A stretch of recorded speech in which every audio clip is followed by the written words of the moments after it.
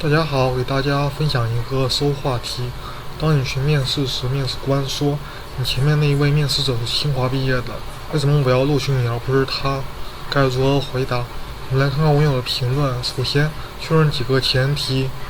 假设这个问题是真的，基于第一点，有清华毕业生来应聘的，应该不是不入流的中小企业，不是不入流的初级岗位。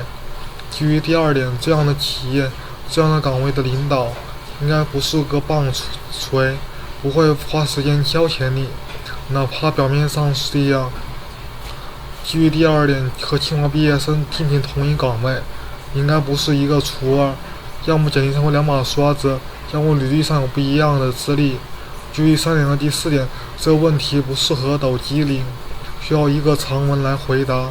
其次，给一个有深度的回答，再辅助所有此类问题的回答框架。如果没有第一点前提，这个问题只能是个段子。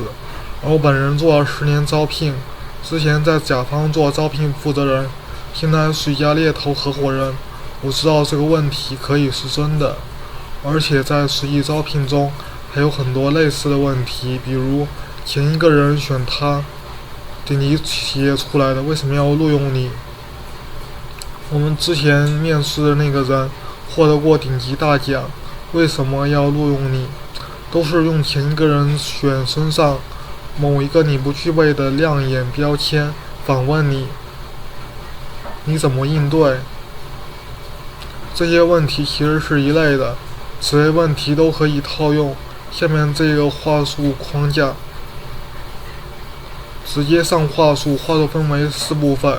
第一部分，当我能坐在您面前开始本次面试，说明我的履历符合咱们的基本门槛，也说明学历不是问题，至少不是咱们录用本岗位考虑的唯一因素。因为如果按照学历背景选人，那么面试就是多余的，筛简历就好了。我的简历肯定是有符合咱们要求的地方，才能有幸坐在您面前，才能有机会和清华的毕业生同台竞技。小记这一部分是破题和成题，要接住对方的问题，别被对方的下马威给唬住了，把对方的问题给破了，别跟着表面的思路走，要往你的路子上引。第二部分，面试官通过看简历对人选有个初步判断。您之所以问我前面一位面试者清华毕业的为什么录用我，我把这个问题看成一个考察。这考察有3点，我有哪些优势，哪些价值点，咱们的需求重点在哪里，需要这个人在这个岗位发挥什么作用。最关键的是我的优势、经验、技能和咱们需求匹配性。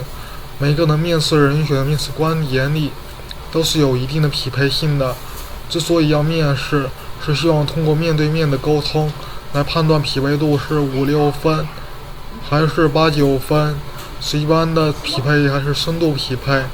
小结这部分是起眼和入题，把对方的题眼学历转入自己起眼的题眼匹配程度。第3部分，接下来我通过一个案例来深度回答这个问题。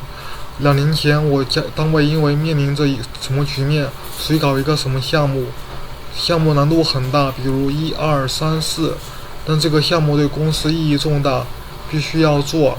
我当时通过决策引进资源，如何调动公司，如何跨部门沟通，如何和领导反对沟通，修改策略，最终我们的项目顺利完成，到达什么效果，取得什么成绩，获得什么突破。第4部分，我来面试之前做一部分功课，因为大家在一个岗位，我做一些打听。我知道咱们公司目前也面临相似的局面，领导也考虑做一些变革。我不确定过去的经验能有多大的作用，毕竟每个公司有自己的特点，领导考量的重点也有区别，能提供资金支持也不一样。我们当时做这个项目也是走了不少弯路，一边做一边沟通纠正，最后的项目也完成有很多不完美的地方。如果有机会做这样的项目，应该可以节省很多资源，少走很多弯路，效率也高很多。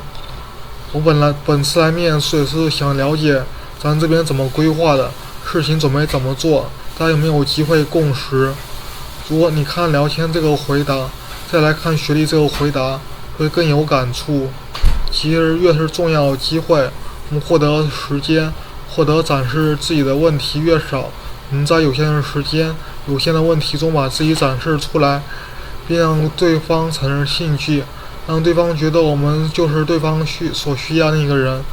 其实需要花点心思，所以罗斯可里做道场，古代包古文如此，现在也是如此，并这个社会资源是自上向下倾斜。作为下辈子我和对方的选择权并不对的。最后希望每位读者工作顺利，步步高升。